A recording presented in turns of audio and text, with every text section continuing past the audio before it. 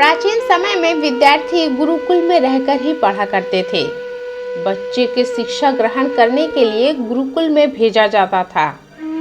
बच्चे गुरुकुल में गुरु के सानिध्य में आश्रम की देखभाल किया करते थे और अध्ययन भी किया करते थे। वरदराज को भी सभी की तरह गुरुकुल भेज दिया गया। वहां आश्रम में अपने साथियों के साथ घुलने मिलने लगा, लेकिन वह पढ़ने में बहुत ही कमजोर था। गुरुजी की कोई भी बात उसे बहुत कम समझ में आती थी। इस कारण सभी के बीच वह उपहास का कारण बनता था। उसके सारे साथी अगली कक्षा में चले गए, लेकिन वो आगे नहीं बढ़ पाया। गुरुजी ने भी आखिरकार हार मानकर उसे बोला, बेटा वरदराज, मैंने सारे प्रयास करके देख लिए हैं। अब यही उचित होगा कि तुम यहाँ अपना समय बर्बाद मत करो। अपने घर चले जाओ और घर वालों की काम में मदद करो। वरदराज ने भी सोचा कि शायद विद्या मेरी किस्मत में नहीं है, और भारी मन से गुरुकुल से घर के लिए निकल गया।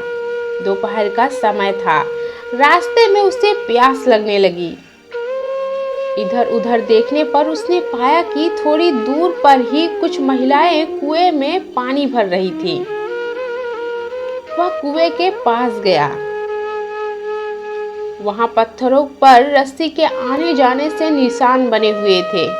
तो उसने महिलाओं से पूछा, यह निशान आपने कैसे बनाए? तो एक महिला ने जवाब दिया, बेटे, यह निशान हमने नहीं बनाए।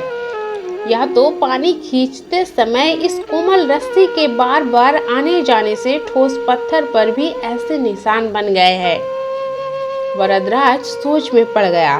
उसने विचार किया कि जब एक कोमल सी रस्सी के बार बार आने जाने से एक ठोस पत्थर पर गहरे निशान बन सकते हैं, तो निरंतर अभ्यास से विद्या ग्रहण क्यों नहीं किया जा सकता। वरदराज ढेर सारे उत्साह के साथ वापस गुरुकुल आया और अधड़ मेहनत की। गुरुजी ने भी खुश होकर भरपूर सहयोग किया। कुछ ही सालों बाद यही मंदबुद्धि बालक वरदराज आगे चलकर संस्कृत व्याकरण का महान विद्वान बना, जिसने लघु सिद्धांत कौमुदी, मध्य सिद्धांत कौमुदी, सार सिद्धांत कौमुदी की रचना की।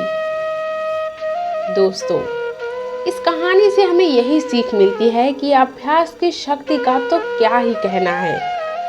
यह आपके हर सपने को पूरा करेगी।